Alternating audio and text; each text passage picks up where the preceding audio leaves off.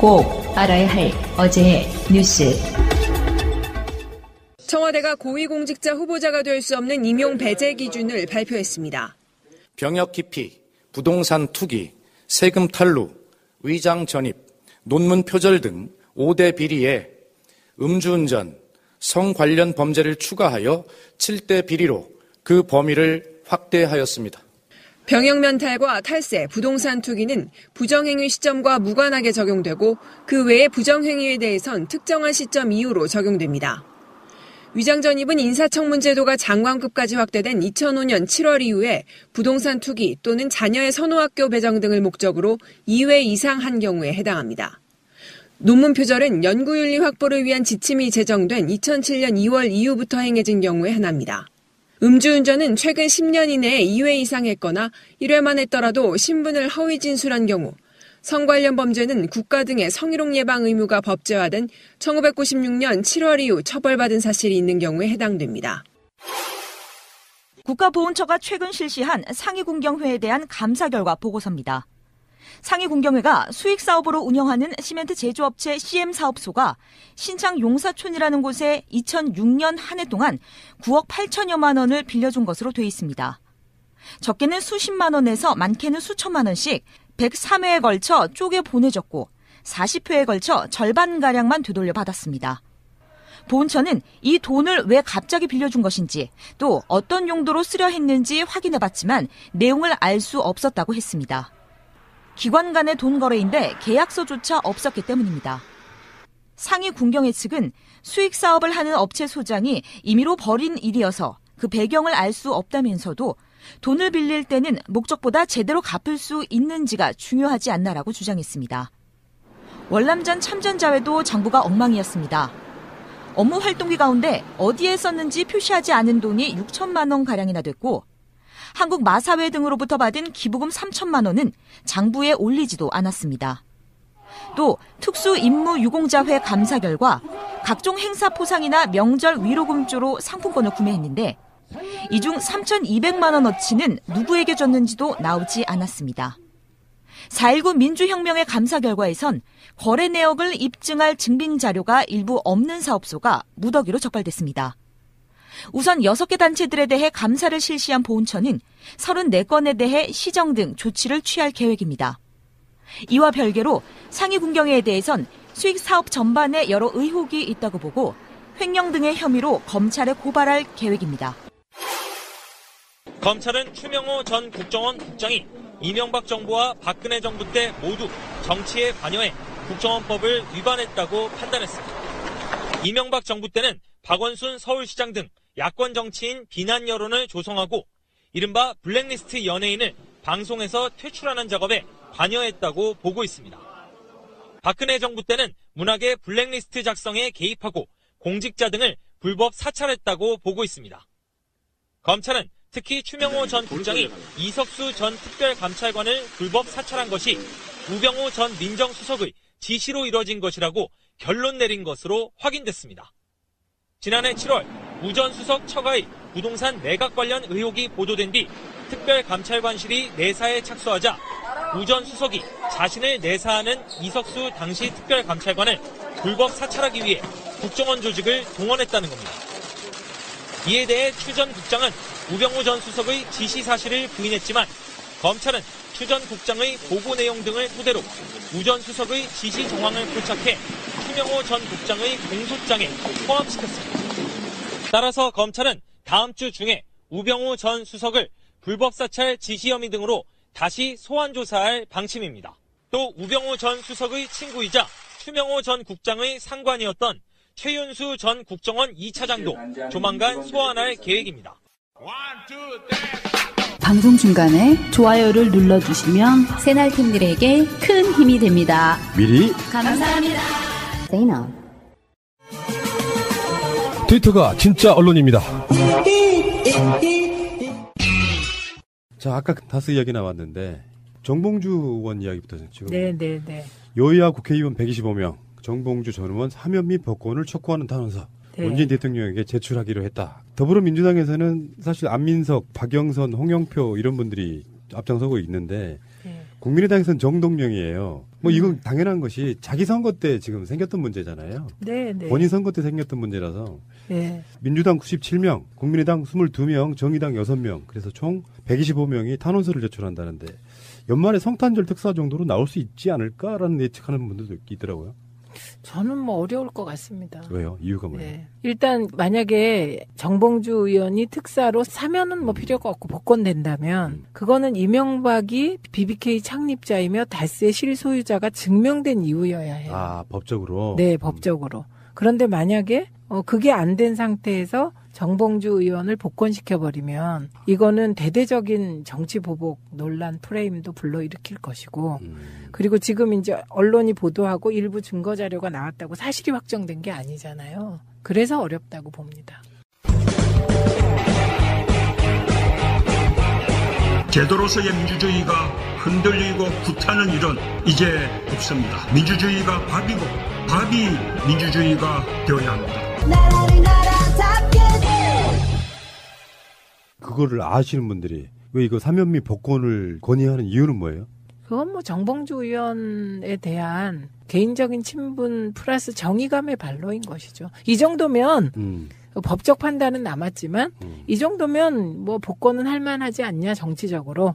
정치적인 행동을 한 거고 정치적인 요구를 한 건데 정치적인 동기로 정봉주 의원이 탄압받았고 억울하게 옥살이도 했고 지금 복권이 안 된 상태 맞아요. 근데 이게 정치적인 사안이잖아요. 그런데 정치적인 사안을 정치적으로만 풀으면 그게 이제 또 후폭풍이 오기 때문에 저는 안 될 것 같습니다. 아, 이게 생각보다 쉽지 않은 문제네요. 당연하죠. 이거는 정치적인 문제지만 법적으로 풀어야 되는데 법적으로 푸는 과정은 시간이 필요하기 때문에 어려운 문제죠. 그러면 이제 복권은 가능하다 이렇게 표현하셨거든요. 사면과 복권은 사면만 하기도 하고 사면 복권 같이 가기도 하고 지금은 사면이 필요 없어요. 사면은 그렇죠. 형을 다 살아가지고. 그럼 피선거권을 다시 돌려준다 그렇죠. 이런 측면인데. 그렇죠. 복권. 근데 그것이 이게 이제 정치적으로는 하고 싶겠죠. 모두 다.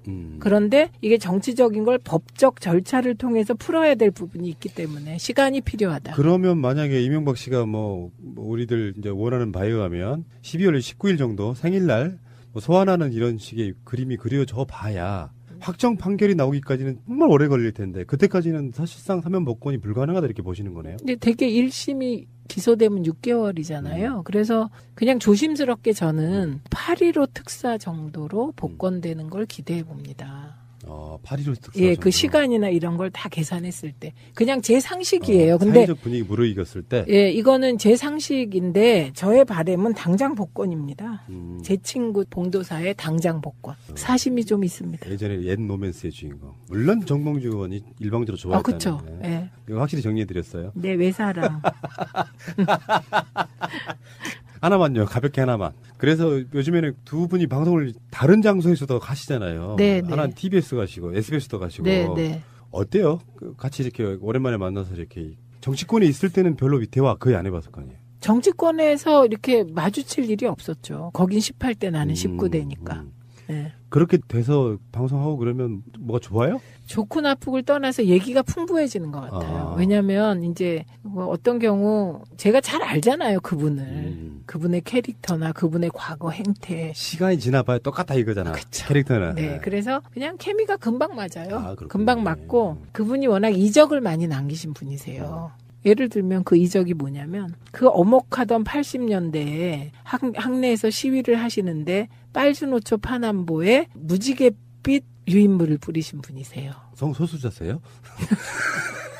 그때는 성소수자는 뭐 아니고 그러니까 그런 식의 되게 그때도 발랄하고 재기발랄하게 운동을 했던 분이고요. 각종 암호를 만들어 와서 그것을 우리에게 가르치고 시행하는 과정에 시행착오도 엄청 많았고요. 그래갖고 나중엔 암호라고 우리가 막 했는데 막 이상한 거 있어요. 어느 날 와가지고 히링 민봉 뭐 히링 봉시영 막 이러면서 막 얘기를 하는데 못 알아듣겠는 거예요. 예, 그런 이적들을 많이 남기셔서 이 선구자적인 언어 유희의 감각을 80년대에도 구현했던 분이세요. 그러니까 제가 그때를 알고 있기 때문에 적응이 쉽죠. 비범하셨군요. 네. 그리고 특히 언어에 있어서는 말할 수 없이 비범했어요. 알겠습니다. 잠시 후에 오겠습니다. 자, 지금 MBC 사장을 공모 중인가 보더라고요. 네. 그런데 뭐 최승호 PD가 출마를 선언했어요. 네. 된다 안 된다의 문제를 떠나가지고 네. 이런 부분이 있지 않아요? 사장은 경영에 있어서의 경험도 중요하지 않습니까? 아니면 마인드가 중요한 걸까요? 저는 최승호 PD는 다 잘할 것 같아요. 다 잘할 것 같고 이분이 또 잘하는 분이죠. 그리고 저는 이분이 저에게 와서 딱 꽃이 된 거는 황우석 때예요. 황우석 때 정말 MBC가 진실과 정의, 언론 본연의 자세를 위해서 국민 90%와 싸웠거든요. 반전의 반전. 네, 국민 90%와 싸우면서 온갖 욕을 다 먹고 그런데 그 최승호, 그다음에 최진영, 그다음에 최문순 사장이었어요 그때. 그리고 한학수 PD. 이분들은 정말 전 세계 어디를 내놔도 부끄럽지 않은 방송인들이신 걸 제가 민원연 사무총장 하면서 확인했어요. 최문순 사장도 대단했어요 그때. 왜냐하면 이게 황우석 사태가 너무 그 파장이 크니까 저도 그때 민원연 사무총장임에도 무서웠어요 솔직히. 줄기세포의 신화가 그냥 막 우리 사회에 그냥 막 상식처럼 돼 있고 황우석이 영웅인데 그냥 그 연구만 중단시키면 되지 줄기세포가 없는 그 밑바닥의 진실까지 파헤쳤을 때 맞아요. 국민들이 진실을 원하냐 진실이 이렇게 밝혀졌을 때 허탈할 국민들을 생각해서 좀 서서히 가고 싶은 마음이 저도 있었어요. 그 논란은 지금도 진행 중이에요. 어떤 일부에서는. 근데 예, 그런데 그래서 김어준이 그때 황파였잖아요. 그러니까. 네, 그런데 어쨌든 와, 아주 일말의 타협도 없이 끝까지 해서 줄기세포가 없다는 걸 황우석에게 실토하게 만들더라고. 제가 그때 그걸 보면서 정말 가슴 깊이 존경하는 마음이 생긴 사람들이에요. 그 사람들이. 그런데 일정을 일단 좀 설명을 드리면 11월 27일 오후 5시까지 서류 접수를 마친대요. 네. 사장 이제 출마하시는 분들. 네. 그 다음에 30일 날 서류 심사를 하고 최종 후보자 3명을 압축한 뒤에 네. 최종 후보자 3명이 다음 달 12월 1일 그 문화방송 사옥에서 정책 설명회에서 프리젠테이션 발표를 한대요. 그 다음 이게 인터넷에서 생중계도 된다고 하고요. 그 다음에 다음 달 7일 박문진 정기이사에서 결정된다고 하는데 네. 어목하던 그 시기를 같이 보낸 언론인으로서 이런 분들이 공영방송에 사장을 하면 좋겠다까지는 사람들 생각일 텐데 네. 사실 좀 너무 공영방송일 때의 느낌은 언론이라고 하는 게 가장 먼저 화살을 쏘는 곳이 현 정권이잖아요.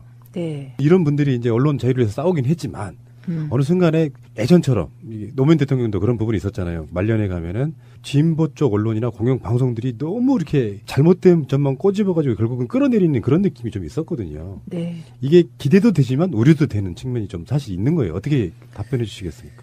그러니까 이거는 이제 방송 외적인 얘기를 하시는 겁니다. 방송 외적인 정치적인 판단을 저에게 물으시는 건데, 저는 믿는 게 또 있죠. 다 친한 분이에요, 지금, 이분들이. 뭐, 그 친해도 1, 2년 관계가 아니고, 거의 뭐 20년 정도 같이 쭉 이렇게 언론 자유를 위해서, 언론 노조에서 저는 뭐 시민단체에서 이렇게 해왔던 분이라, 이분들을 믿어요, 그 신념을. 그런데 저도 되게 섭섭한 게 있었어요. 참여정부 때. 물론 우리도 뭐 보도협조 요청 이런 거 안 했지만, 때로는 너무 심하다, 이런 생각을 한 적이 있었고, 그리고 그 심하다고 느끼면서 조중동 프레임에서 너희들도 자유롭지 않은 게 아니냐 이런 토론도 많이 했고 그들은 저를 노빠라고 욕하고 이런 거가 있었거든요. 그런데 지난 9년 동안 이명박근혜 정권 때 방송 장악의 쓴맛을 이분들이 온몸으로 받아낸 거잖아요. 그 과정에서 적어도 최승호 PD 정도는 노무현 대통령이 얼마나 방송 자유를 지켜주기 위해서 애쓴 대통령인지를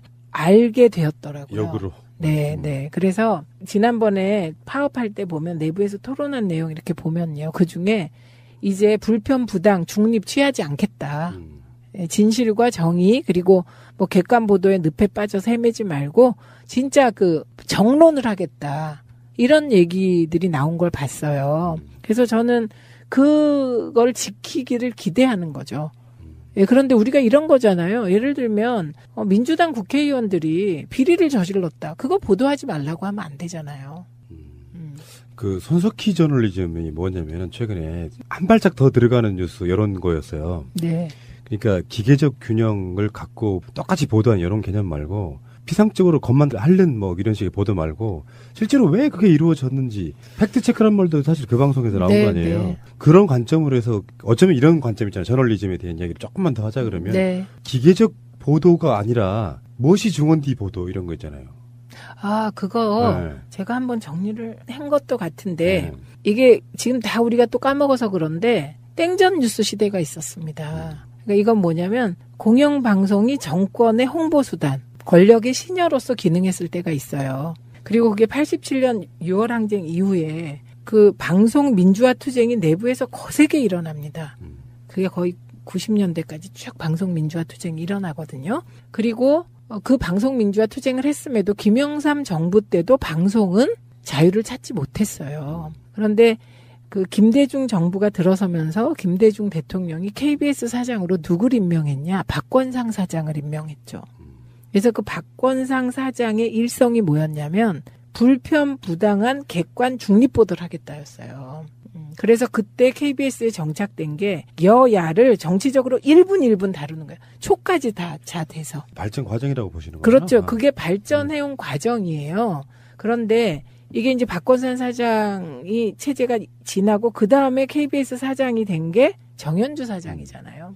지금 그 JTBC 뉴스룸의 포맷이 정현주 사장이 KBS에서 하려고 했던 포맷이에요. 그러니까 되게 보면 이제 우리 방송 뉴스가 보면 메인 1분 30초 끊어. 또 1분 30초 끊어. 그래서 이게 주제를 많이 쫙 열거한단 말입니다. 그러면 방송이 많은 소식을 전하지만 어떤 문제가 생기냐? 의제 설정을 못 해요. 그래서 의제 설정을 누구한테 뺏기냐? 신문에 뺏겨요. 그래서 의제 설정을 신문이 하니까 늘 방송이 종속 변수처럼 됐던 거예요. 그거를 깨기 위해서 진짜 노력을 하셨는데 KBS 메인 뉴스에선 그걸 못 하셨고요. 미디어 포커스랑 시사투나잇을 만들어서 시사투나잇에서 의제 설정을 하려고 했었던 거예요.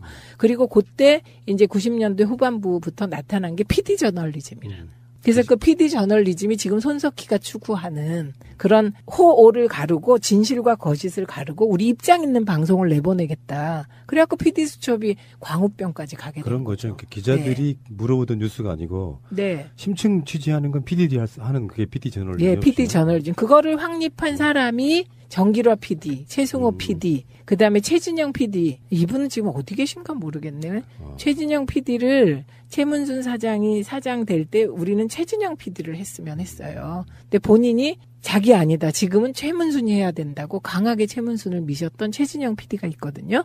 그래서 요 최진영 PD 등이 PD 저널리즘을 만든 거고요. 그러니까 손석희 사장은 전 진짜 대단하다고 생각해. 고집 엄청 세요. 한다 하면 하고. 그런 고집이 이제 뭐 그런 언론인을 만드는 건데.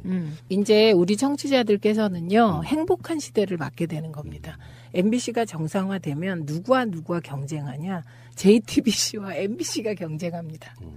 그래서 지금 JTBC를 능가하는 포맷으로, 그 예를 들면 뭐 최승호 PD가 사장이 되건, 정찬영 PD가 되건, 뭐 송일준 PD가 되건, 뭐 이우호 국장이 되건, 누가 되건, 지금 이제 누굴 짜라잡으려고 하겠어요. 그러겠네. 네, 그래서 JTBC네. 예, 그래서 우리는 아주 행복한 상황을 맞이하게 될 것 같아요. 지금 말씀하신 거랑 좀 연동해서 하나 이야기하고 싶은 게 우리 이웃인 김어준 팟캐스트여서가 아니라 확실히 시대가 바뀌고 있구나라고 느끼는 건 뭐냐면은 지금 기존의 지상파들 중에 가장 최근 몇 년 동안 정치 1위는 컬투쇼였거든요. SBS. 그 전에는 이제 MBC였잖아요. 거의 뭐 아침부터 저녁까지 그 채널 고정이었던 프로들이 있었잖아요. 그러니까 이제 그 MBC의 영광이 라디오 쪽에서도 무너졌군요. 그러니까 뭐 여성시대, 네. 싱글벙글쇼, 네. 뭐 라디오 시대 뭐 이렇게 쭉 연결되는 그 프로가 있었잖아요. 네. 그게 네. 정찬영 PD가 한 것들, 성공시킨 것들. 근데 네. 최근에 몇 년 동안은 이제 SBS로 옮겨갔는데 텐트폴 효과처럼 하나가 정치 1위로 가면 고정시켜버리시는 분들이 많잖아요. 그렇죠. 하루 종일. 네. 근데 최근에 나온 조사를 보니까요. 0.1% 차이로 2위예요. 김어준의 뉴스공장이. 근데 문제는 뭐 어차피 TBS도 지상파인 건 맞죠. 맞는데 문제는 이게 팟캐스트의 중심 인물. 그 인물이 지금 사실상 1, 2위를 사실 간발의 차로 다투는 정도까지 올라왔다고 하면 기성 미디어에 대한 불신이 얼마나 큰가도 한번 볼 필요가 있다는 거죠. 이게 이제 김어준 효과라는 거가 그럼 뭐냐를 좀 들여다보면 TBS가 유일하게 방송 장악에 뭐랄까요? 그 트라우마에서 비껴나서 방송을 한 거잖아요. 박원순 시장 효과도 있겠죠. 그렇죠. 그러니까 이게 이제 TBS가 교통방송이기 때문에 이게 뭐 영향력이 작을 수 있는데 그 영향력을 뛰어넘을 수 있는 좋은 조건이 있었던 거예요. 아무나 불러서 막 던질 수 있었다. 예, 저는 이게 성공 비결인 것 같아요. 그런데 아무래도 뭐 사람의 머리라는 게요. 9년 동안 방송 장악하에서 방송을 만들면 그 머리가 완전히 풀어지는데 시간이 걸려요. 그러니까 SBS가 뭐 컬투쇼로 그렇게 되고 최근에는 뭐 김영민도 SBS 라디오에 들어갔잖아요. 정봉준 이미 들어가 있고. 그런데 중요한 건 그거를 만드는 사람들의 머리가 풀려야 돼요. 머리가 풀려야. 그래야 진짜 이렇게 창의적인 프로가 나오는 거죠. 정권이 바뀌었다 또는 뭐 세상이 바뀌었다라고 실감하는 부분이 그냥 우린 정치적인 의미를 부여하는 거고요. 네. 미디어를 만드는 사람들이 갖고 있는 자부심 쩌는 게 있거든요. 기존 미디어들 뭐 인쇄매체도 마찬가지겠지만 지상파 정도에서 PD나 기자들 그분들이 보기에는 예를 들어서 저는 그 패러다임을 바꿔야 된다고 항상 주장하는 부분 중에 하나가 그런 거예요. 그때 그 마인드로도 안 될 거다. 지금 또 바뀌었다. 그렇죠. 그러니까 노무현 대통령 때까지 언론 자유를 누렸던 그 마인드도 아니다. 바뀌었다. 사실 방송이라고 하는 건 결국에는 상업성이 있어야 된다고 저는 보는 사람이거든요. 근데 그 상업성을 진실 보도로 만드는 상업성이 있어요. 이 방송 보면 재밌어요. 막 진실 이야기 하는 것 자체가. 그러니까 진실 자체가 상업성일 수 있는데 온갖 자극적이고 말도 안 되는 걸로 저널리즘을 표방해 오면서 거짓 보도까지 일삼았던 그런 부분이 있었잖아요. 네. 그래서 아주 혁명적인 상황을 맞고 있는 게 아닌가 싶고. 네. 그건 진짜 혁명일 거라고 생각이 들어요. 교통방송이 일반 지상파 3사 중에 한 대표적인 프로그램을 지금 0.1% 차이로 쫓고 있어요. 이거는 사실 우리 여론조사로만 따지면은 결과가 뒤집어져 있을 수도 있는 상태. 네, 저는 뭐 이런 얘기 제가 할 건 아니지만 MBC가 정상화되고 시선 집중이나 100분 토론이 제자리를 잡으려면 시선 집중은 유시민이 진행하면 됩니다. 100분 토론은 최민희가 진행하면 됩니다. 겸사겸사 계속 방송 이야기네요. 저 최민희 의원님이 이제 그쪽 전문가시니까 더 이야기를 할 수밖에 없는데 2011년 반값 등록금 보도 국정원이 막았고요. 방송사는 국정원의 뜻대로 따랐다. 이런 보도도 나옵니다. 네. 어쩌면 사실 뭐 의원님도 그렇겠지만 이런 이야기 하기 입 아프시잖아요. 아, 그것들이 다 그랬었구나. 아니, 그럴 거라고 생각했던 것들이 다 그랬었구나라고 지금 나오고 있는 거죠. 근데 이제 박원순 시장 견제예요, 이게. 반값 등록금을 실현한 건 박원순이니까. 근데 박원순 시장은 그럼에도 불구하고 서울이라 당선이 됐는데, 저는 뭐 이렇게 돼가지고 들을 때마다 이게 그냥 말이 아니라 바늘로 콕 찌르는 느낌이거든요. 그럼에도 불구하고 제가 불끈 하고 얘기를 해보자면, 말지가 1986년 9월에 말지 특집호 보도지침을 냅니다. 그래서 그 보도지침을 낸 게 전 세계적 반향을 불러일으켜서 전두환 군부를 몰락시킨 한 축이라고 보거든요. 그 보도지침이 이명박 시대에 이게 부활한 거죠. 악의 부활. 네, 그리고 중요한 건 제가 여기서 제일 실망스러운 게 그때는 그래도 보도지침이 있을 땐 군부 권위주의 정권 시절이잖아요. 그리고 어쨌든 이명박근혜 시절에는 이게 민주화가 어느 정도 진전된 시절이잖아요. 방송국의 태도가 더 실망스럽더라. 그렇죠. 오다를 받은 사람들이 다 나름대로 그 회사에서는 유명한 언론인들이잖아요. 그렇죠. 그거를 거부할 수는 없었을까.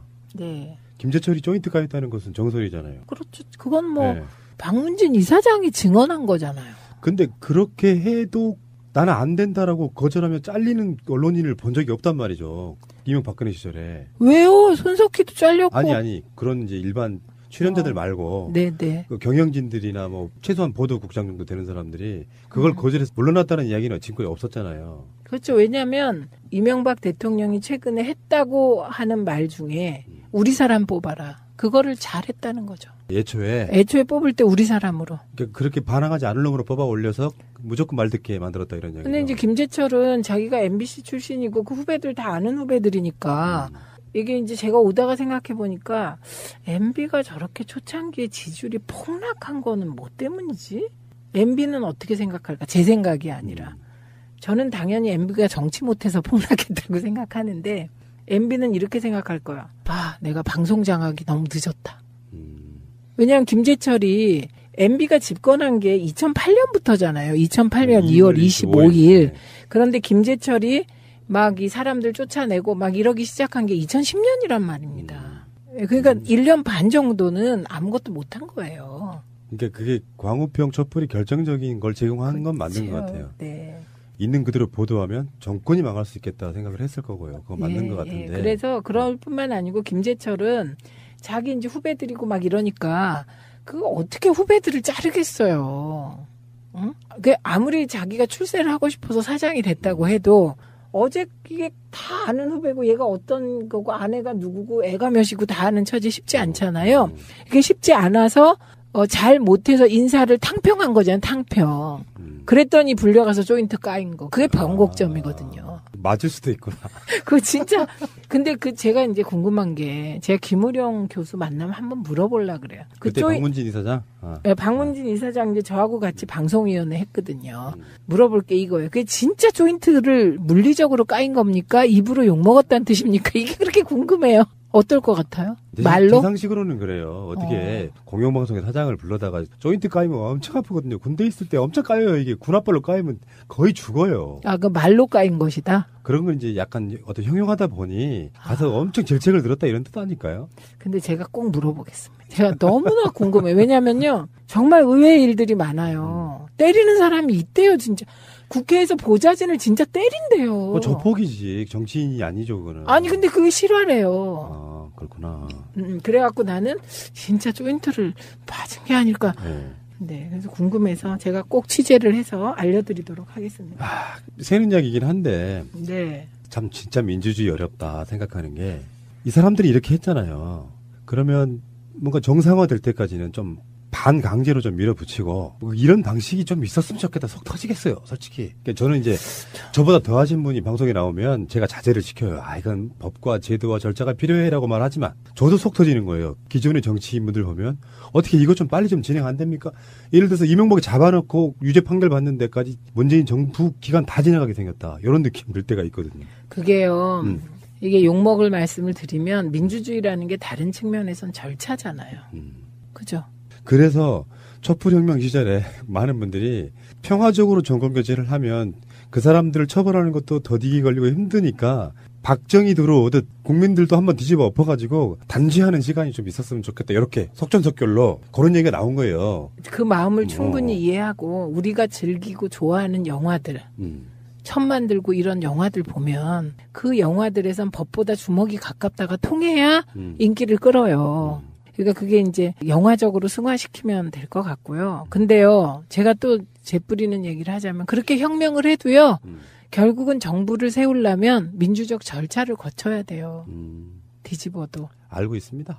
예. 그러니까 이게 특히 이제 그 민주정부가 들어섰을 때 지지자들이 가져야 될 가장 큰 미덕. 저는 인내심이라고 생각합니다. 하하하, 죄송합니다. 인내심. 반값 등록금 보도 같은 것도 사실은 낙수물이 조금씩 떨어져가지고 결국에는 뭐 바위돌이 깨진다 이런 것처럼. 네. 반값 등록금이든 뭐 무상급식이든 간에 일단 복지 부분도 하나가 이렇게 들어와서 자리를 잡으면 그걸 되돌리는 건 굉장히 어려운 부분이거든요. 네. 그래서 반값 등록금만 해도 이 사람들이 이게 무너지면 다른 것들도 다 무너진다고 봤던 것 같아요. 네. 어떤 아젠다에 대해서. 물론 이것이 이제 선거 때 있어서 뭐 야당의 공약 같은 부분도 관련돼 있으니까 더 철저하게 했겠지만 정상적인 나라라고 하면 언론이 반값 등록금 정책이 야당이 주장하고 들고 나왔는데 이게 어떤 것인가를 비교 분석해주면서 보도를 하면 만드는 거거든요. 그 비교 분석하면 목적을 달성할 수 없잖아요. 그러니까. 언론이. 요새요. 적폐청산이냐 정치보복이냐 토론 보시면 그 양상이 뭐냐면 우리 당 쪽 패널들은 적폐청산에 왜 적폐가 청산돼야 되냐, 국가적 범죄 행위를 청산해야 되냐를 조목조목 케이스별로 얘기를 해요. 그런데 자유한국당 쪽 패널은 케이스별로 얘기하자 그러면 화내세요. 그런 거잖아요. 그러니까 비교하고 분석하면 우리 쪽이 다 맞기 때문에. 그렇겠죠. 판이 벌어지면. 네. 그쪽은 이제 디테일의 바보들. 뭐 그렇게 되는. 그러니까 이제 뭉뚱그려서 정치 공세만 하는 거죠. 그래서 그 정치 공세의 끝이 뭐다? 지지는 문재인 정부에 대한 하늘의 경고다. 이렇게 가는 겁니다. 알겠습니다. 그 지만원 씨라고 아시죠? 네. 이분은 제가 뵌 적이 없어가지고. 이분은 아무리 재산이 많아도 만원입니다. 지만원. 근데 이분이 이제 저희들 방송에도 불과 얼마 전에 광주에서 올라오신 어떤 분, 이춘문 대표라고 지역 정치인이시고 이제 하신 분이 있는데 5.18 이야기를 하다가 가셨어요. 근데 끊임없이 5.18은 북한군이 개입했다고 주장하는 대표적인 인물이에요. 네. 최근에 이제 이게 지만원이 증거라고 들이밀었던 그 증거들이 있잖아요. 그 증거들 어디서 난 걸까? 늘 의심받았죠. 기무사 사진첩에서 발견했다면서. 그러면 지만원은 기무사의 비밀 요원인가요? 뭐 그럴 수도 있고 그런 건데 기무사가 국민을 탄압하기 위해서 만들어놓은 일종의 가짜 자료집 같은 데서 이제 북한군이 개입한 증거라고 그걸 가져와서 이걸로 수년간 그래서 이분이 5.18 단체들로부터 어마어마하게 많이 지금 소송도 당하고 있는 그런 분인데 나는 궁금해요. 지만원이 개인적 소신일까 아니면 이분이 지금 국정원하고의 어떤 개입 연계설도 어느 정도 들어있을까? 그렇죠. 그러니까 저는 더 궁금한 게 돈 얼마 받았을까? 왜냐하면 자본주의 사회에서는요 모든 게 돈 받냐 안 받냐로 되는 거고요. 돈 안 받고 이렇게 했으면 이거는 열사이거나 신념가잖아요. 다른 의미에. 근데 반드시 돈이 개입되지 않았을까? 이게 심증이 가는데요. 돈 받고 안 하나요? 아까 그 의원님 말씀하신 것처럼 기무사에서 이게 어떻게 나왔지? 네. 그러면 이게 심정적으로는 기무사와 연계성이 있었다는 거잖아요. 그렇죠. 그러니까. 지만원이라는 지들 나름대로의 일베스럽지만 농객을 통해서 뭔가 그걸 흘려준 세력이 있다는 거잖아요. 그렇죠. 그러니까 무섭다.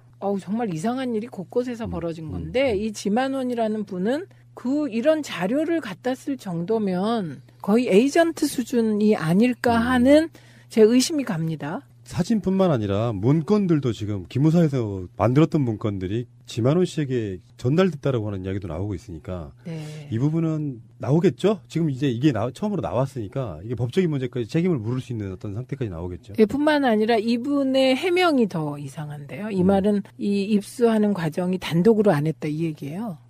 SBS와 통화하면서 사진은 언론사 데이터베이스에서 찾았다는 거고요. 그렇게 말하겠죠. 뭐. 네, 군 기록은 신군부 측 변호인을 통해 입수했다. 이 변호인이 누굴까요? 그리고요. 푸나님 저는요. 요즘 이렇게 제가 토론을 많이 하잖아요. 그러면서 머릿속에 떠오른 단어가 있어요. 청출어람이라는 단어. 청출어람. 네, 그게 청출어람. 청출어람, 이청어람이다. 이게 네. 원문이고요. 청색은 남색으로부터 나왔으나 남색보다 푸르다 이런 더 뜻이에요. 푸르다. 예. 네, 그래서 제가 왜 이 말씀을 드리냐면 제가 소득 주도 성장으로 오기까지 우리 민주당 쪽이 참 많이 힘들었구나 이런 생각을 최근에 하게 된 거예요. 혹시 지금 기억나세요? 그 참여정부 때 최대 화두가 성장과 분배였던 거. 네, 성장과 분배. 그 논쟁은 지금도 있잖아요. 있는데 그 논쟁의 해법을 제시한 게 소득주도 성장이에요. 예, 근데 그때 이렇게 토론들을 보시면 성장이냐 분배냐라는 말도 안 되는 논란을 계속합니다. 그게 답이 없죠. 그게 정치 공세화되는 거거든요. 그러니까 성장과 분배가 이게 성장만 하고 분배 안 할 수가 없는 거잖아요. 우리가 지난 시간에 전희경이라는 분 때문에 사회주의, 공산주의, 자본주의 얘기했지만 만약에 이제 공산주의 이론에 따르면 자본주의는 이미 멸망했어야 되잖아요. 자본주의가 멸망하지 않은 이유, 그 수정 자본주의로 갔기 때문이잖아요. 그 수정 자본주의로 간 핵심 키워드가 뭐냐? 복지한 거잖아요. 그렇죠. 나눠준 거잖아요. 분배해준 거기 때문에 이미 수정 자본주의는 그냥 지금 자본주의가 정통적 고전 자본주의가 아니기 때문에 계속 수정되는 과정은 결국은 이게 어떤 시기에는 성장을 위해서 이게 정부 재정을 어느 쪽에 쏟아붓고 어떤 시기에는 또 이 경제가 제대로 돌아가게 하기 위해서 돈을 많이 분배한다는 거거든요. 그러니까 이게 시기에 따라 달라지는 건데 정말 지리하고 끝없는 이제 논란을 했는데 그때 제가 다른 사람 모르겠고 유승민이 문제 제기한 거는 저건 타당하다고 생각한 게 있어요. 그게 뭐냐면 맞다 성장과 분배가 분배 필요하다 성장해야 된다. 너네 성장 동력이 뭐니? 이렇게 물어요. 그런데 그 성장 동력이 뭐다라고 답을 잘 못해요. 아무도. 예. 그런데 그 성장 동력으로 그나마 나중에 이제 한 게 통일이다. 개성공단이다. 이렇게 해서 뭔가 해봤지만 여전히 참여정부 때도 박정희 때부터 이어져 내려온 경제 프레임 속에서 있었던 거죠. 그런데 최근에 소득주도 성장을 문재인 대통령이 후보 시절에 공약하고 그 소득주도 성장을 마지막으로 한번 실현할 수 있냐 없냐를 지금 우리가 이거 도전한 거거든요. 이거 성공하면 민주정부 20년 가는 거예요. 예. 그래서 보면 이제 이런저런 토론을 할 때 최저임금이 너무 급하지 않냐, 왜 1년 동안 1년 동안만 자영업 지원하면 그 다음에는 어떨 거냐. 이 모든 답이 뭐냐면 1년 동안 지원하고 그 지원의 선순환 효과가 경제, 특히 자영업부터 활성화되는 것으로 드러나냐 안 드러나냐. 그러니까 앞으로의 1년이 중요하다. 예, 앞으로 성패가 다른 거죠. 예, 몇십 년을 좌우하는 게 이번 그 예산안 빨리 통과되고 그 예산안이 실현돼서 우리가 생각한 소득주도 성장의 선순환 경제. 그래서 지금 이게 도전입니다. 새날 다른 방송 중에 그거 관련한 거 분석하고 있는 방송이 지금 1회 나갔고요. 2회 나가는데 지금도 SOC만 챙기려고 하는 국회의원들하고 그리고 이제 그 정부 안 통과 안 시켜주고 이제 자기 지역구 예산만 가져가려는 국회의원들하고 여야 할 것 없이 부딪힌다고 이야기를 들었거든요. 네, 부딪히는데 그 SOC 제가 예결위하면서 보면 개수조정 소위에 들어가셔서 특히 지금 새누리 쪽 의원들은 지역 SOC 하는데 막 혈안이. 근데 그럴 수밖에 없는 게 가치 중심으로 모이는 게 아니잖아요. 그렇죠. 몸으로 땜빵하고 희생하는 게 몸에 안 배 있잖아요. 그러니까 내 예산 얼마 따면 그거 가지고 뭐 엄청 딴 것처럼 하고 다니는 게 선거 운동으로 보였어요. 처음에 그 포항시장도요. 정부에서 결정한 예산을 자기가 따왔다고 말을 하고 있어요. 그렇게 다 얘기를 하는 게 그쪽 분들의 특징이세요. 네. 그게 하나의 문화인 것 같았어요. 이제 그거를 욕을 많이 하는데 또 그 나름 또 애로사항도 있습니다. 그쪽에도. 그러니까 저는 이렇게 봐요. 아까 말씀하신 꺼낸 부분에 대해서 뭐 성장률 해서 계속해서 숫자가 불어나지 않으면 경제가 마치 망하고 있는 것처럼 이야기하고 있는데 근데 그게 저는 성장률부터 저는 없애야 된다고 생각하는 주의거든요. 그러니까 선순환 구조가 돼서 서로 간의 현 상태를 유지되는 건 나쁘지 않다고 생각해요. 근데 문제는 어차피 산업화나 기기화, 자동화가 되면서 일자리는 줄어요. 그러니까 일반적으로 국민한테 일자리 주어지는 건 이제는 정부가 만들 수밖에 없다. 네. 그러니까 아까 말한 소득주도 성장은 다른 말로 말하면 분수 효과예요. 그렇죠. 그리고 지금까지 말해봤던 낙수 효과, 네. 그 자체가 낙수 효과가 없다는 것을 이미 인증을 했기 때문에 아래로부터 이제 뿜어져 올라오면서 그것이 성장으로 간다 이런 뜻이거든요. 네. 그런 측면에서는 국가 지도자의 마인드만 조금 바뀌면 얼마든지 가능한 정책이라고 보는데 실제로 마인드가 바뀌었고 그 마인드가 바뀐 건 그냥 바뀐 게 아니라 기존의 낙수 효과 이론에 따라 계속 경제를 운영해 왔는데 일자리도 안 생기고 양극화는 심해지고 진짜 문제가 많아졌잖아요. 그래서 그런 과거식 성장 주도 전략이 벽에 부딪혔다. 이렇게 보고 나온 게 이제 문재인 정부의 소득주도 성장이기 때문에 이게 과거의 아픈 경험을 통해서 새로운 시도를 해보고 있는 거죠. 그런데 국가 지도자 한 명보다 지금 이제 더 중요하다고 전 생각되는 게 국회인데요.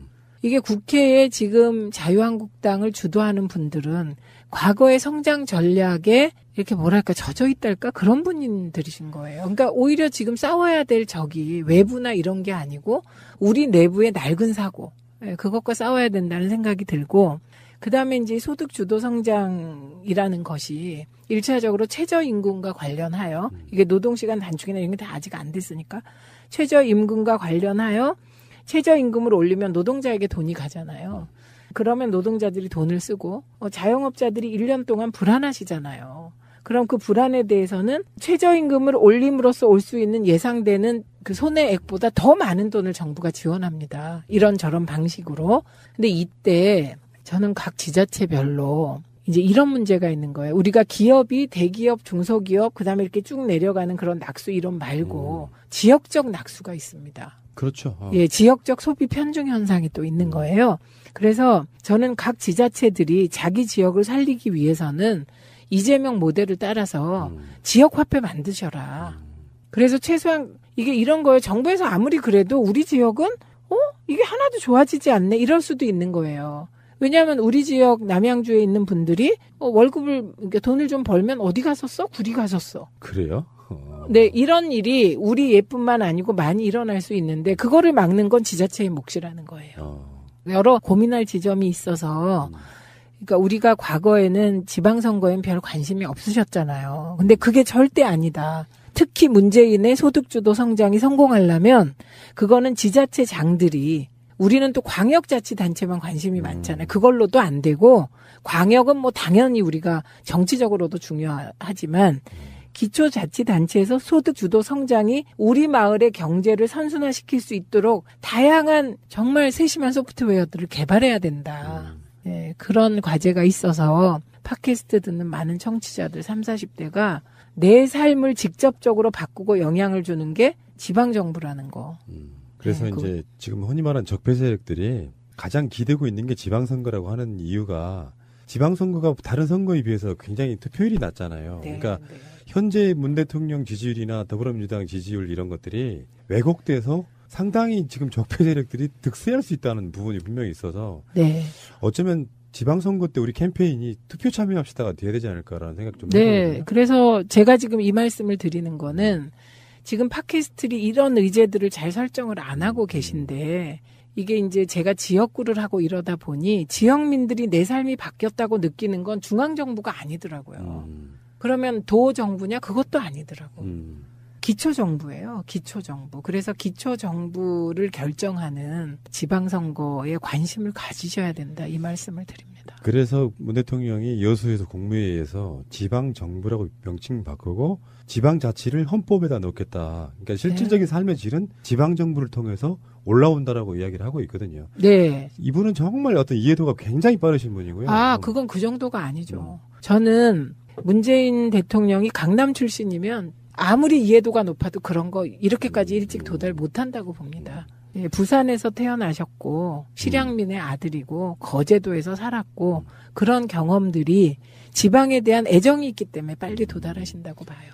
그래서 박근혜 정권 때 박근혜 정권이 무너진 숨은 이유 중에 하나는 지방자치제로 서울이건 어디건 장악이 안 된 곳들이 있었기 때문인 부분도 있어요. 광화문 광장 박원순 시장 아니었으면 내줬겠습니까? 당연하죠. 그런 방식이라서 사실은 아주 좋은 것 같아요. 푸나님의 그 예. 박원순이 없었다면 촛불 집회가 이렇게까지 점화됐으랴. 이거 너무 좋습니다. 그런 부분에서 유기적으로 돌아가는 거고 방송 끝낼 시간 됐는데 그런 얘기 드리고 우리 의원님한테도 좀 드리고 싶은 말씀이 그거죠. 우리 의원님이 그런 스타일이 되는 거지. 정치인이 사실은 시대적 흐름과 미래를 내다보는 시야가 있어야 돼요. 그게 문 대통령이세요. 그러니까 우리가 막 엘빈 토플러 같은 미래학자 이야기를 하지만 앞으로 시대적 흐름은 어떻게 갈 것이다라는 큰 그림 속에서 정책도 맞추고 마인드도 맞추는 건데 문 대통령 이번에 아세안 갔을 때도 그런 얘기 했거든요. 사람 중심의 경제라는 게 그런 의미잖아요. 이게 전 세계적인 흐름이에요. 네. 이거를 지금 적폐 세력들이 거절할 수 있는 사실 명분은 없는 거거든요. 그러니까 지금 2018년도 예산안이 누더기가 되지 않도록 우리도 좀 보살피고 관심을 좀 가져야 된다 이런 것도 말씀드리고 싶은 거예요. 네. 왜 저 너무 네. 여러 가지 방송 막 오늘 같은 경우도 하시면서 힘드실 거 아는데 지금 뭐 힐링 타임이에요. 이 시간이. 그렇지만 우리 새날 나오셔가지고는 너무 열심히 해주셔서 정말 감사드립니다. 네. 네. 이주영 실장님. 네. 아까 그 뜬금없는 그 의원님 질문에 좀 당황했죠. 저는 뭐 항상 이 시간 당황. 왜 당황하죠? 항상 긴장하고. 아니 그런 질문은 준비가 안 되면 하기 힘들어요. BBK 다스 문제. 근데 뭘 당황해요? 이거는 우리가 더 안다 이게 아니라 이게 평균적으로 이렇게 잘하는 분들 빼고. 그러니까 내가 보기에는 의원님의 질문에 굉장히 샘플로 답을 잘해준 거예요. 그치. 알아서 이야기해줬으면은 예. 이해가 안 되는 부분이잖아요. 예. 제가 이거를요 토론을 하는 걸 봤어요. 네. 평론가들도 그 TV 나와서 토론하는데 사회자가 다스가 이명박 거면 뭐가 문제입니까? 이거에 딱 대답하는 분이 없으셨어요. 몰랐구나 사람. 예, 강론에는 막 들어가서 하는데 갑자기 그렇게 물으니까 띠용 이렇게 딱 한참 있다가 한 분이 이렇게 대답을 하는데 정확하진 않지만 비슷한 얘기를 하더라고. 그게 그런 거예요. 네, 알겠습니다. 자, 고생하셨고요. 다음 주에 또 뵙겠습니다. 고맙습니다. 네, 고맙습니다. 고맙습니다.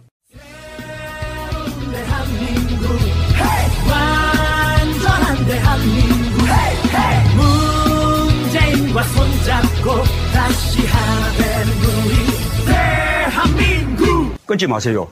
끊지 마세요. 저는 왼손잡이 하면 항상 제일 먼저 드는 생각이 부럽다는 거거든요. 왼손잡이가 너무 부러워요. 왜요? 특이하잖아. 이렇게 뭔가 다르잖아요. 그리고 왼손잡이들은 좀 생각도 뭔가 좀 다를 것 같아요. 운해가 발달해서. 뭐 하여튼 이렇게 제 친구 중에 양손을 다 자유롭게 쓰는 친구가 있거든요. 그런 친구 한 3명 정도 있는데. 천재 아니에요? 그렇게 똑똑한 것 같지는 않아요. 그런데 그 자체로 그러니까 사람이 굉장히 대단해 보여요. 특히 운동을 할 때 탁구나 테니스 칠 때 양손을 다 쓰면 이게 뭐라고 해야 되나? 그러니까 멀티플레이어. 정말 대단해 보이거든요. 예. 저는 철저한 오른손잡이에요. 전에 마차님이 그랬잖아요. 그 어렸을 때 왼손 쓰면은 막 맞아가면서 때려가면서 막 네. 고치잖아요. 저도 그렇게 그 맞았던 기억이 있어요. 이 왼손을 쓴다는 이유로. 원래 왼손잡이셨구나. 그럼 예. 전 모르죠. 근데 이렇게 젓가락질도 잘 못해서 맞고 왼손 쓴다고 맞고 하는 그렇게 이게 꾸중을 들었던 기억이 있어요. 어렸을 때. 그래서 어느 순간부터는 이제 오른손만 쓰니까 별 문제는 없었는데 왼손잡이라는 주제를 딱 듣는 순간 이게 제가 정신적으로 왼손잡이라는 생각이 확 들었어요. 그러니까, 정신적으로. 예, 그러니까 제가 어렸을 때부터 남들 하는 대로 하는 걸 제일 싫어했거든요. 항상 뭔가 불만을 제기하고 이렇게 다른 걸 찾아내고 옆길로 새고 그런 식으로 지금까지 살아왔던 거죠. 예. 그래서 제가 한번 기억을 더듬어서 어렸을 때부터 그런 딱 포인트를 하나하나 찾아봤어요. 제일 먼저 생각난 게 초등학교 때 한 초등학교 2학년 정도 되면 구구단을 외우잖아요. 그쵸, 외우죠. 예. 예, 예. 근데 제가 구구단을 못 외웠어요. 왜죠? 어허. 공부를 안 하셨네요. 그거는 그러니까 예. 이해가 안 되는 거야. 이해가. 그러니까 이게 그냥 단순히 이게 2일은 2, 2는 4, 2, 3은 6 이렇게 쭉 외우는 거는 하겠는데 이게 왜 그런 구조가 되는지 이해가 안 되는 거예요. 그러니까 그거를 외워보라고 하면은 대충 속으로는 외우긴 하는데 외웠다고 말하기 싫어서 버틴 거예요. 그래서 이게 왜 이런 이 구구단이라는 이 구조를 원리를 알고 싶어가지고 그냥 버텼어요. 그래서 4학년쯤에 이제 깨달았죠. 일을 2번 더 하는 게 곱한 거구나. 그 선생님이 알려주시는데 그 정도는. 2를 5번 더한 게 2에 5를 곱한 게 2를 5번 더 하는 거구나. 이거를 딱 알고 나서 무릎을 탁 치면서 좋아 이제부터 외우는 거야.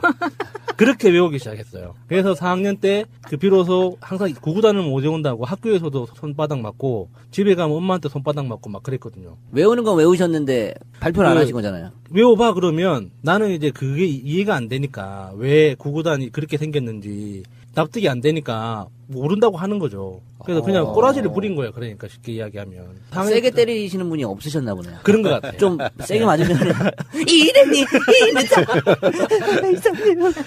지금 생각해보면 그런 것 같네요. 제대로 때려주는 사람이 없어서. 근데 저도 비슷한 경험이 있어요. 초등학교 때 보면 동쪽으로 향해 섰을 때 오른쪽은 뭐 남쪽이고 왼손은 북쪽이다 뭐 이렇게 배우잖아요. 예, 그쵸. 예. 근데 저는 그때 어떤 생각을 했냐면 동쪽은 어떻게 찾지? 항상 그 생각을 했어요. 맞다. 그게 맞다. 이해가 안 됐어요, 저는. 그러니까 동쪽으로 오른손을 했을 때 마주보는 쪽이 북쪽이다라고 가르쳤는데 그럼 동쪽을 먼저 찾는 걸 가르쳐 줘야 될 거 아니냐. 그렇지. 저는 그렇게 생각을 했었어요. 이런 거예요, 바로 이런 거. 북쪽을 찾으면 되잖아요, 북쪽을. 나무 보면은 이끼가 껴있어요. 이끼가 껴있고, 남쪽은, 나무가 잎이 더 풍성해요. 광합성을 많이 해서. 아셨죠? 좋은 정보 감사합니다. 예. 그러니까 초등학교 때 이제 어렵게 그 구구단을 외우고 이제 졸업한 다음에 중학교 가서도 이게 이제 학교에 불만이 많았어요. 이렇게 뭔가 이렇게 잡혀 있는 느낌 있잖아요. 이게 내가 딱히 궁금하지도 않은데 막 이렇게 억지로 막 이렇게 가르치려고 하는 그거 내가 궁금한 적도 없고 물어보지도 않았는데 내가 물어보는 건 대답도 안 해주면서 내가 안 물어본 것만 골라서 막 이렇게 시험 문제 내고 하는 게 너무 마음에 안 들어가지고 굉장히 자유스럽게 지냈습니다. 자유롭게. 그러다 보니까 선생님들한테 많이 맞았거든요. 굉장히 들으시는 분들이 믿으실지 모르겠는데 피가 나도록 맞은 적도 있어요. 엉덩이에서 피가 나도록. 아이고. 봉걸레로 맞으면 피나죠. 봉걸레. 그 여러 가지 도구는 다양하죠. 이렇게 아주 얇은 그 회초리부터 굵은 몽둥이까지 여러 가지로 다양하게 맞아봤는데 다 똑같이 아프더라고요. 그죠. 그래서 공부를 시작하셨나요? 공부는 저는 항상 했어요. 저는 공부하는 걸 되게 좋아했거든요. 공부하는 걸 좋아해서 재미있게 공부를 했는데 문제는 이제 교과서로 공부를 하지 않았다는 것뿐이지. 참고서로. 아니요, 그러니까 뭐 다른 여러 교과서를 제외한 나머지 뭐 다른 공부, 다른 책들로 뭐 이렇게 책 보면서 공부를 했는데 그래서 시험 치면은 성적은 곧잘 나왔어요. 근데 그게 내가 선생님들한테 물어보면 선생님들은 시험이 안 나온다는 이유로 한 번도 대답해 준 적이 없죠. 그런 질문들에 대해서. 이런 학교에 대한 불만이 이제 정말 극대화된 시기가 고등학교 때였는데 제가 고등학교 때 3년 동안 내내 꽂던 유일한 저의 소망이 뭐였냐면 학교에 불을 지르는 거였어요. 헐. 방화는 무조건 구석인데. 예. 학교가 깜짝 놀랐네요. 정말 싫어도 너무 싫은 거 있잖아요. 진짜 막 정말 불을 질러버리고 싶을 정도로. 그래서 어느 정도로 제가 그 반항심을 표현을 했냐면 보통 그 필기할 때 까만색으로 필기를 하잖아요. 예. 그리고 좀 중요한 내용은 빨간색으로 밑줄을 긋잖아요. 저는 반대로 했어요. 모든 글자는 빨간색으로 쓰고 중요한 내용은 까만색으로 밑줄을 쳤어요. 청개구리. 그래가지고 매일 밤 일기를 쓸 때 항상 첫 줄이나 중간에 꼭 한마디 들어가는 게 언젠가는 학교를 불을 질러 버릴 거야. 학교가 너무 싫었어요. 그래서 학교를 다녔던 이유는 딱 하나죠. 친구들 때문에. 친구들은 좋으셨구나. 예. 그러니까 친구들은 노는 게 재밌으니까. 학교를 안 가면 놀 수가 없는 거예요. 그 학교를 안 가고 집에 있고 동네에 남아 있으면 놀 친구가 없으니까 그냥 친구 보러 학교 가는 거지. 그거 말고는 딱히 학교 보러 가는 의미가 없었거든요. 그래서 제가 할 수 있는 굉장히 소심한 반항이죠. 노트 필기를 하는데 빨간색 볼펜으로 학교에 불 지르는 걸 꿈꾸면서 그게 모든 교과서에다가 세상 족같네 하는 이거를 다 써놓고 아시죠? 그 교과서 옆에다가 자기 학번 쓰고 이름 쓰고 이렇게 써놓잖아요. 예, 써놓죠. 예. 그래서 저는 그 교과서 그 위에랑 아래에 세상 족같네라는 말을 이렇게 굵은 글씨로 써놨었어요. 선생님 보라고? 뭐 누가 보든 이게 나를 위해서라도 이렇게 모든 과목 교과서에다 그걸 써놨었어요. 요즘 같으면 약 먹일라 그럴 텐데. 예. 좀 불안하게 들리죠. 근데요, 불을 지르겠다 하는 그런 경고의 말 있잖아요. 네. 그거 정말 무서운 게, 저희가 이제 교회에서 일을 할 때 한번 그 부인하고 좀 관계가 좀 틀어진 분이 있어가지고, 툭 하면 교회 불 지르겠다는 분이 있었거든요. 아이고. 예, 진짜예요. 근데 실제로 저희 사무실 앞에다가 신나를 부은 거예요. 18리터짜리 한 통을. 그게 진짜 스파크라도 났으면 큰일 날 뻔했는데, 다행히 관리하던 분이 발견을 하고, 빨리 처리를 했는데 만일에 처리 못했으면 이 자리에 못 있었을 수도 있어요. 그 이야기 들으니까 생각났어요. 제가 실제로 학교에 불을 질렀던 적이 있어요. 제가 이렇게 할 게 아닌데 이거는 이래야 되는데요. 불을 왜 지르시는 거예요, 대체? 학교가 너무 주장난을 왜 하시는 거예요? 너무 싫어가지고. 예. 내가 요즘 특활비 이런 거 많이 나오잖아요. 예, 특별 활동으로 화학부를 했었거든요. 그 화학반에는 공업용 알코올이 15리터짜리 통 있잖아요. 말통. 예, 말통이 항상 몇 개씩 있었단 말이에요. 예, 그렇죠. 예. 그래서 그거를 훔쳐서 나와가지고 운동장에다가 이제 한 마리를 다 뿌려버리는 거예요. 예, 운동장에요? 예, 운동장에 뿌려서 불을 붙이면 불이 그렇게 이쁘게 붙습니다. 알코올이니까 파랗죠. 뭐 해봤어요? 그 운동장에는 캠프파이어인가요? 예, 운동장에는 나트륨도 있고 칼륨도 있고 여러 가지 화학 성분들이 굉장히 많잖아요. 그래서 오색 찬란한 그 불빛이 운동장을 가득 채웁니다. 근데 그게 그 알코올이 수분이니까 이게 상당히 깊이 있게 적셔져요. 운동장을. 그래서 상당히 오래 탑니다. 그래서 그 한 40분 길게 탈 때는 저 한 서너 번 불을 붙였었거든요. 선생님한테 안 혼나나요? 그렇게 운동장에 불 붙이면? 안 들키면 되죠. 모든 범죄의 공통점 아니겠어요? 들키지 않으면. 그러니까 불은 보이는데 누가 붙인지 모르니까. 밤에. 밤에. 조그맣게. 살짝 가가지고 붙이신 거예요? 크게 해야죠. 조그맣게 합니까? 말통 하나면은 꽤 큰데요? 네, 축구장만. 스케일이 있으신데요. 그래, 축구장만 하게요. 불을 탁 붙여놓고 이제 감상하는 거죠. 특이하시네요. 산불감시원한테만 걸려봤어야 되는 건데. 안전합니다, 그게. 불놀이 치고는 되게 안전해요. 그래서 그 옆에 여자 고등학교가 있었는데 여자 친구들 생일날 선물로도 해줬어요. 생일 케이크 대신에 운동장에 불을 붙여주는 거죠. 예, 무슨 포인트? 로맨틱가이. 이거 참. 예, 이름도 써주시죠. 그거는 힘들었어요.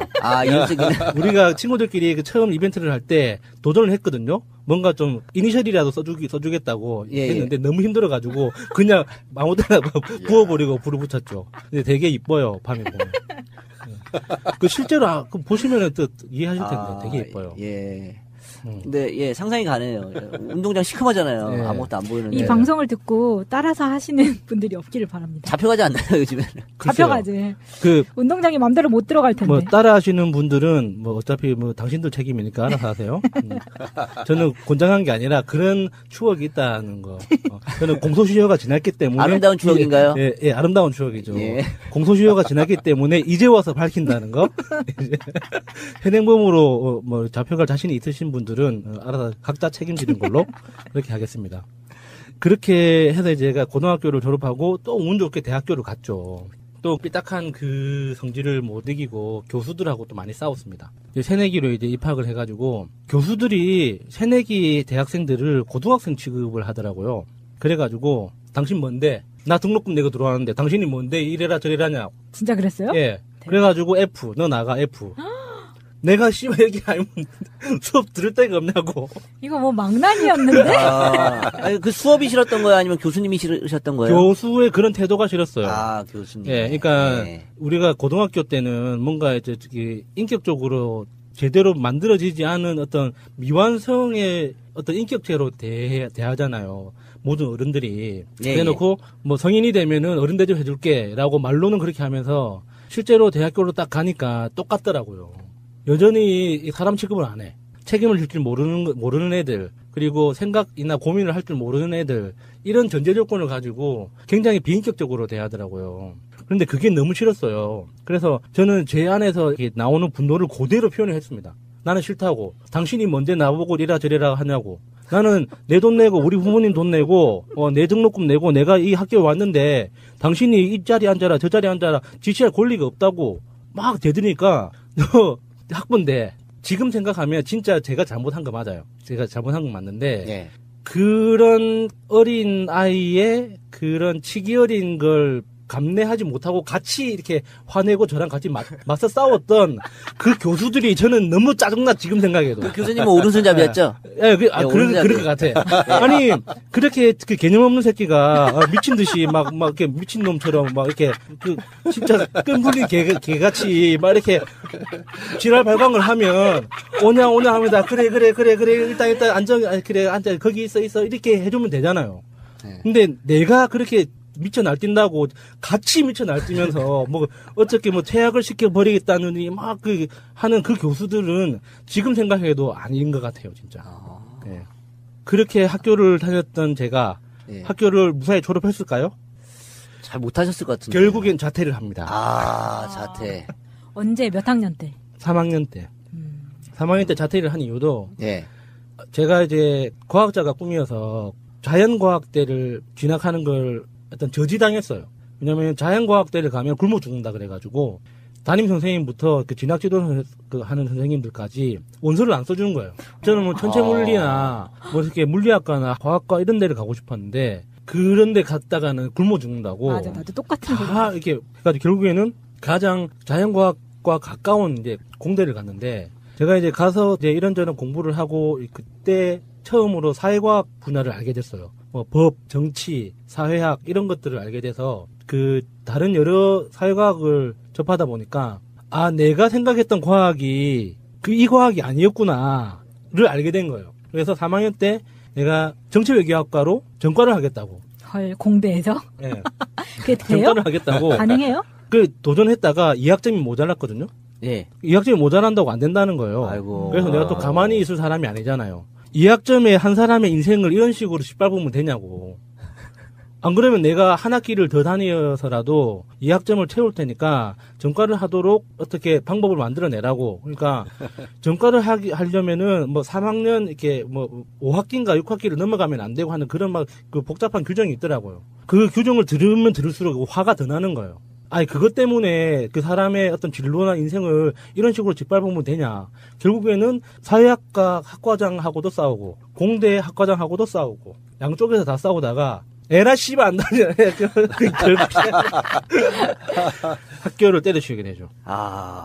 그래서 학교를 자퇴하고 나서 첫 번째 사업으로 이제 예전에 한번 말씀드렸었는데, 인터넷 회선 판매하는, 컴퓨터 조립해서 팔고 그런 걸 하다가 그 인터넷 회선 판매하는 게 조금 돈이 돼가지고 두 번째로 했던 게 지금의 야놀자. 20년 전에 지금의 야놀자를 꿈꾸면서 모텔 정보 이렇게 수집하고 다니고 전국을 방랑하면서.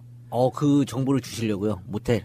예, 그러니까 모텔 정보를 모텔 정보 사이트로 올리려고. 인터넷 사이트? 예. 그렇게. 생각 깨셨네요. 그렇게 했는데, 사람들이 그 당시만 해도 사람들이 너무 숨어서 사랑만 한 거예요.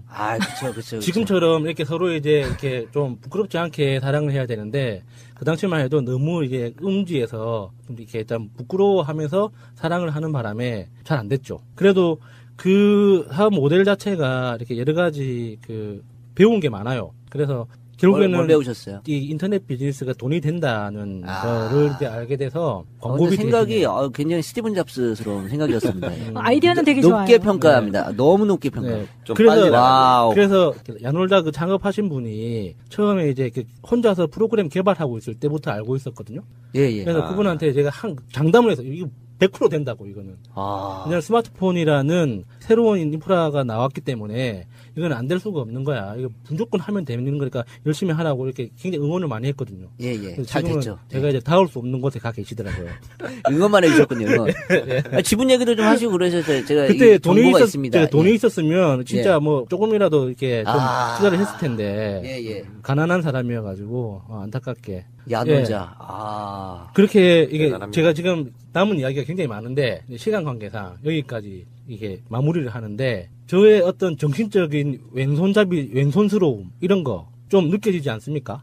네. 좌파입니다. 좌파. 예.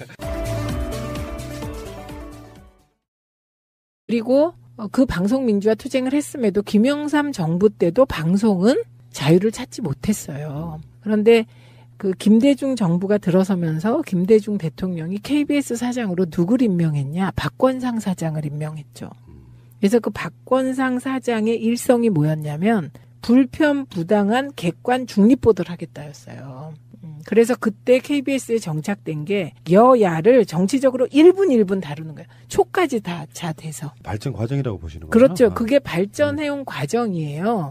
그런데 이게 이제 박권산 사장이 체제가 지나고 그 다음에 KBS 사장이 된 게 정현주 사장이잖아요. 지금 그 JTBC 뉴스룸의 포맷이 정현주 사장이 KBS에서 하려고 했던 포맷이에요. 그러니까 되게 보면 이제 우리 방송 뉴스가 보면 메인 1분 30초 끊어. 또 1분 30초 끊어. 그래서 이게 주제를 많이 쫙 열거한단 말입니다. 그러면 방송이 많은 소식을 전하지만 어떤 문제가 생기냐? 의제 설정을 못 해요. 그래서 의제 설정을 누구한테 뺏기냐? 신문에 뺏겨요. 그래서 의제 설정을 신문이 하니까 늘 방송이 종속 변수처럼 됐던 거예요. 그거를 깨기 위해서 진짜 노력을 하셨는데 KBS 메인 뉴스에선 그걸 못 하셨고요. 미디어 포커스랑 시사투나잇을 만들어서 시사투나잇에서 의제 설정을 하려고 했었던 거예요. 그리고 그때 이제 90년대 후반부부터 나타난 게 PD 저널리즘이라는. 그래서 그 PD 저널리즘이 지금 손석희가 추구하는 그런 호오를 가르고 진실과 거짓을 가르고 우리 입장 있는 방송을 내보내겠다. 그래갖고 PD 수첩이 광우병까지 가게 된 그런 거죠. 기자들이 물어보던 뉴스가 아니고 심층 취재하는 건 PD들이 하는 그게 PD 저널리즘. 예, PD 저널리즘. 그거를 확립한 사람이 정기화 PD, 최승호 PD, 그 다음에 최진영 PD. 이분은 지금 어디 계신가 모르겠네. 최진영 PD를 최문순 사장이 사장 될 때 우리는 최진영 PD를 했으면 했어요. 근데 본인이 자기 아니다. 지금은 최문순이 해야 된다고 강하게 최문순을 미셨던 최진영 PD가 있거든요. 그래서 요 최진영 PD 등이 PD 저널리즘을 만든 거고요. 그러니까 손석희 사장은 전 진짜 대단하다고 생각해. 고집 엄청 세요. 한다 하면 하고. 그런 고집이 이제 뭐 그런 언론인을 만드는 건데. 이제 우리 청취자들께서는요, 행복한 시대를 맞게 되는 겁니다. MBC가 정상화되면 누구와 경쟁하냐? JTBC와 MBC가 경쟁합니다. 그래서 지금 JTBC를 능가하는 포맷으로, 그 예를 들면 뭐 최승호 PD가 사장이 되건, 정찬영 PD가 되건, 뭐 송일준 PD가 되건, 뭐 이우호 국장이 되건, 누가 되건, 지금 이제 누굴 짜라잡으려고 하겠어요.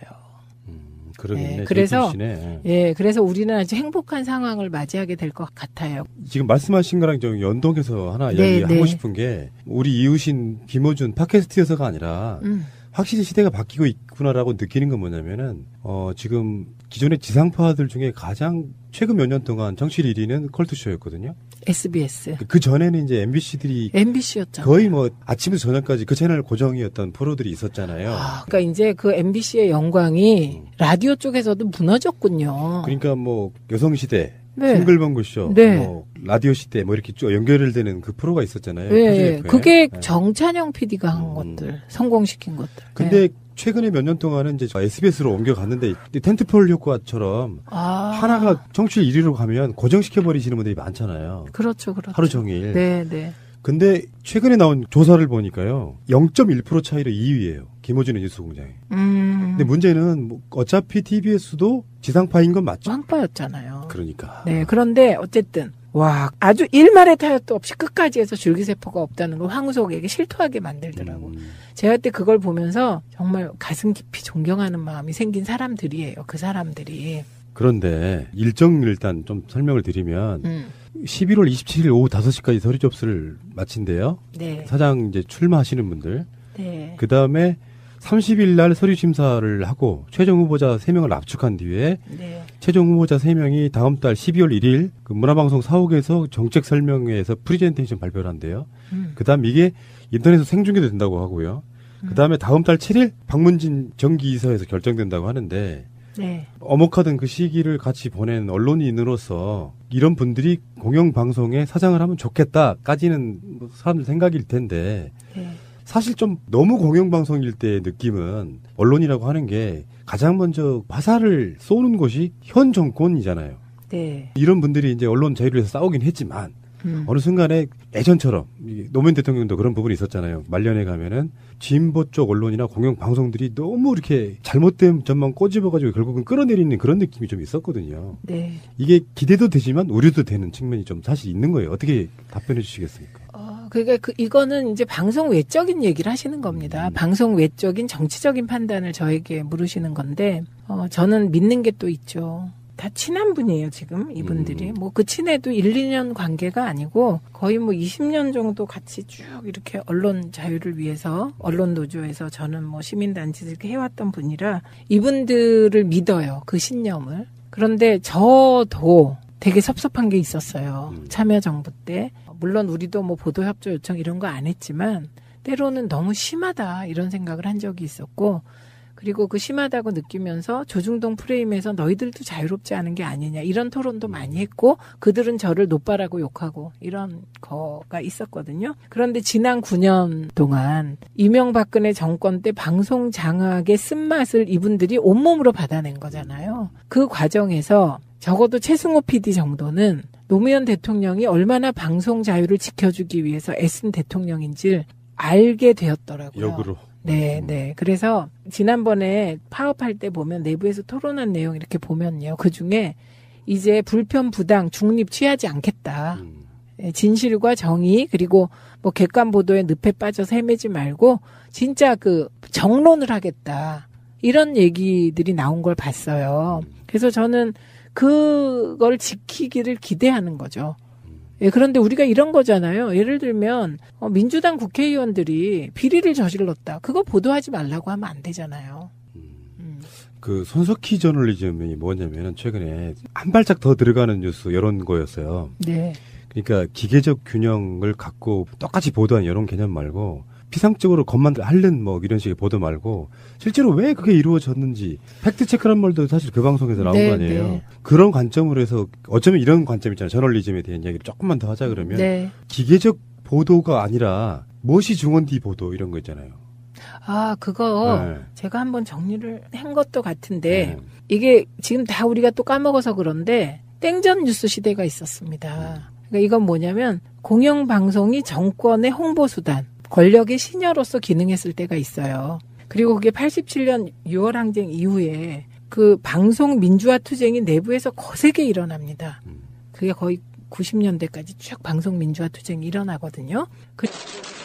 이에 대해 추 전 국장은 우병우 전 수석의 지시 사실을 부인했지만 검찰은 추 전 국장의 보고 내용 등을 토대로 우 전 수석의 지시 정황을 포착해 추명호 전 국장의 공소장에 포함시켰습니다. 따라서 검찰은 다음 주 중에 우병우 전 수석을 불법 사찰 지시 혐의 등으로 다시 소환 조사할 방침입니다. 또 우병우 전 수석의 친구이자 추명호 전 국장의 상관이었던 최윤수 전 국정원 2차장도 조만간 소환할 계획입니다. 방송 중간에 좋아요를 눌러주시면 새날팀들에게 큰 힘이 됩니다. 미리 감사합니다. 트위터가 진짜 언론입니다.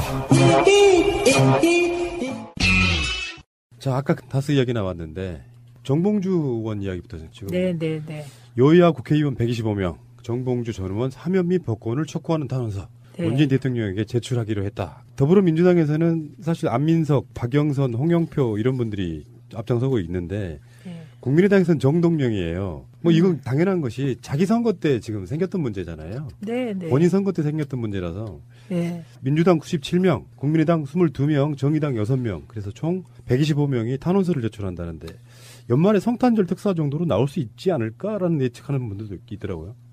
저는 뭐 어려울 것 같습니다. 왜요? 이유가 뭐예요? 네. 일단 만약에 정봉주 의원이 특사로 사면은 뭐 필요가 없고 복권된다면 그거는 이명박이 BBK 창립자이며 다스의 실소유자가 증명된 이유여야 해요. 아, 법적으로? 네, 법적으로. 그런데 만약에 그게 안 된 상태에서 정봉주 의원을 복권시켜버리면 이거는 대대적인 정치 보복 논란 프레임도 불러일으킬 것이고 그리고 지금 이제 언론이 보도하고 일부 증거 자료가 나왔다고 사실이 확정된 게 아니잖아요. 그래서 어렵다고 봅니다.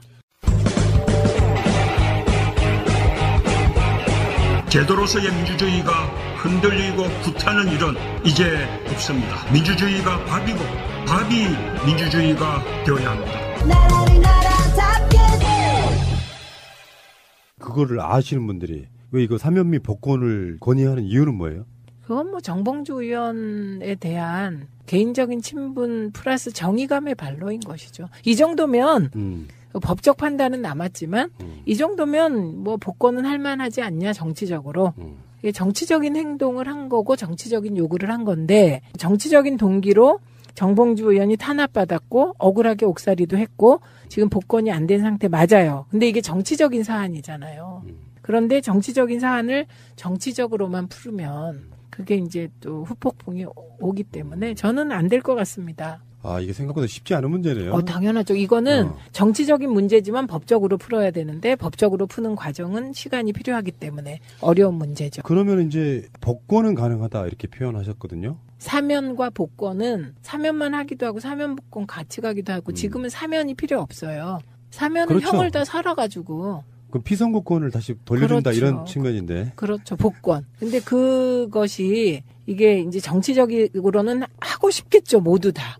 그런데 이게 정치적인 걸 법적 절차를 통해서 풀어야 될 부분이 있기 때문에 시간이 필요하다. 그러면 만약에 이명박 씨가 뭐 우리들 이제 원하는 바에 의하면 12월 19일 정도 생일날 뭐 소환하는 이런 식의 그림이 그려져 봐야 확정 판결이 나오기까지는 정말 오래 걸릴 텐데 그때까지는 사실상 사면 복권이 불가능하다 이렇게 보시는 거네요. 근데 되게 1심이 기소되면 6개월이잖아요. 그래서 그냥 조심스럽게 저는 8.15 특사 정도로 복권되는 걸 기대해 봅니다. 8.15 특사 예, 정도. 그 시간이나 이런 걸 다 계산했을 때 그냥 제 상식이에요. 근데 사회적 분위기 무르익었을 때. 예, 이거는 제 상식인데 저의 바람은 당장 복권입니다.